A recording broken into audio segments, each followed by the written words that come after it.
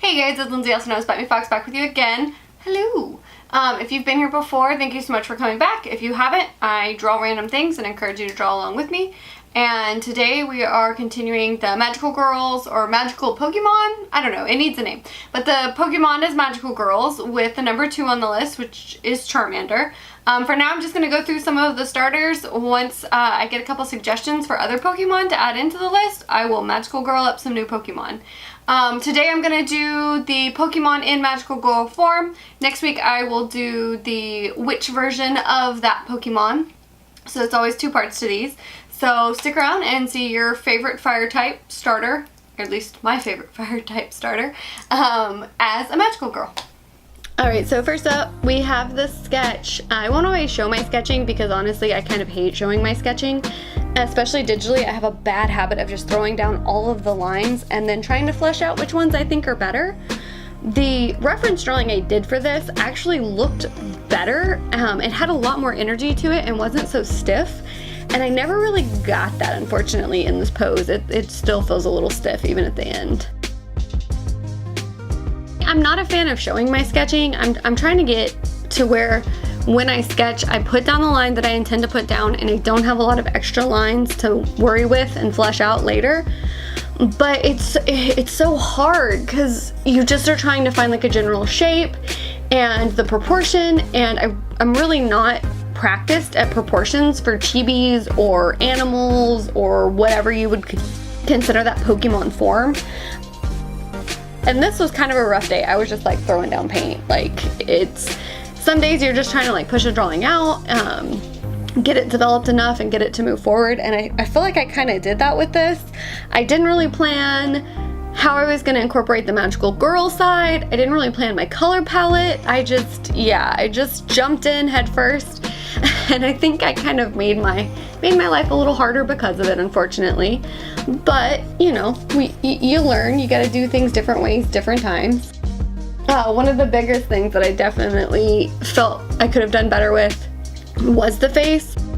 The eyes stand out so much. It's a little too much, and the mouth is kind of the same. I feel like it's got a lot of mouth happening, and it's just kind of an awkward color. It's not really saturated enough to be cartoony.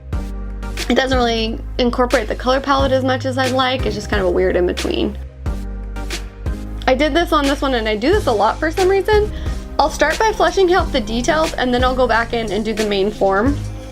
It's probably not the best way to work because I've noticed that when I do that, because I've got everything on different layers, that some of the shading gets really off.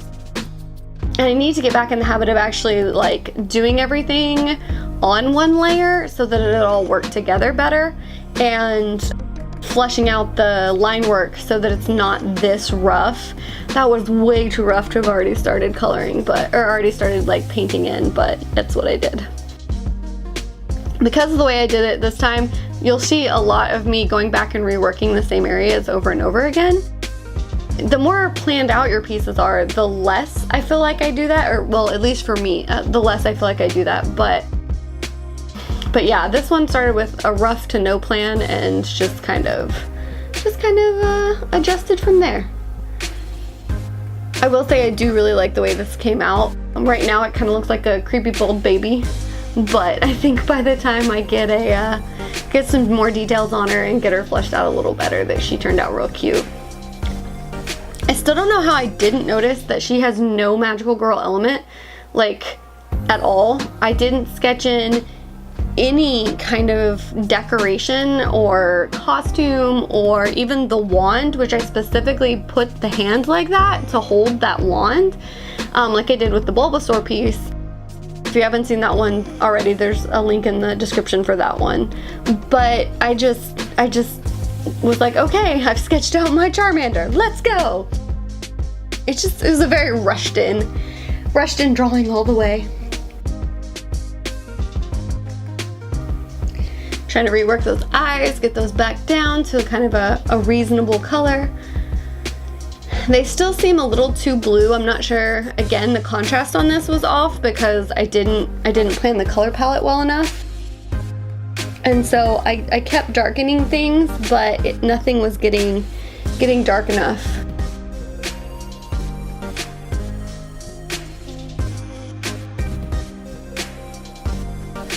You just saw me flip it over to grayscale so I could really see how mid-tone everything was. And when I did that, I changed the background immediately and immediately started trying to add more shape, more color, more context to it so that it could have more of that like pudgy, happy Charmander-ness to it. I do want these to look, as much as I don't usually do cute art, I really do want these to look cute. Unfortunately, then I slapped a bunch of gray on top for some reason. Yeah. Drawing circles is the worst.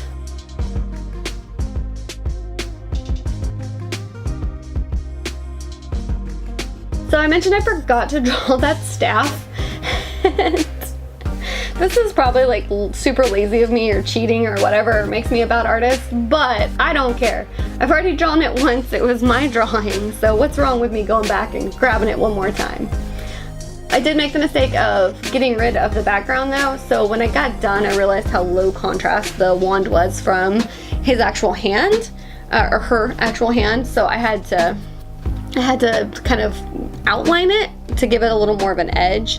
And then of course add a little fire magic, because naturally Charmander is our fire magic girl out of our magical girl squad. And at this point was when I started adding on the other elements. Like I said, this is definitely our fire type for the squad, so I wanted to give him the little chest piece. Why do I keep saying him? The little chest piece. And then I was gonna do a costume element, but I decided to just do it as like the little straps for it.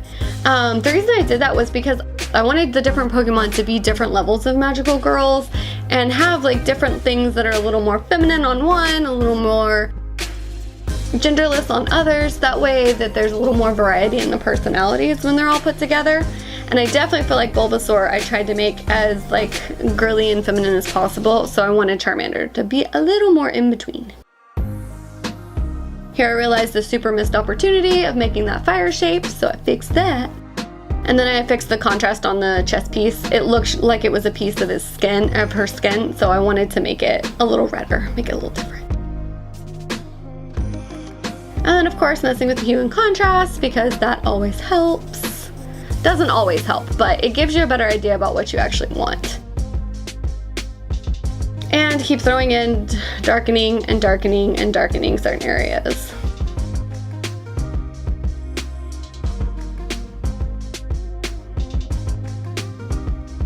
Here I threw that haze on, but I didn't really love the way that looked at all. It definitely brought down the contrast again, at least on the magical jewel. And so I went back in and I adjusted that when I opened the file back up this morning.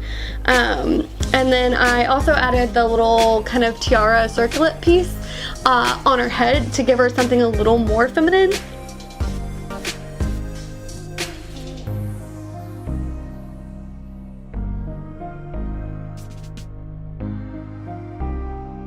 Alright, so that is it for today's magical girl Pokemon. I hope that you find her as adorable as I do, and I hope that you make suggestions for any other Pokemon that you want to see turned into a magical girl and then into a modern witch form. Let me know what you guys are thinking of this series. Let me know if I need to just stop here and discontinue it, or what you think I should do next. Anyways, thank you guys so much for watching. If you did like the video, please give it a like. If you want to see the rest of the series, please go ahead and subscribe, and just let me know what you think. Thanks. I'll see you later. Bye.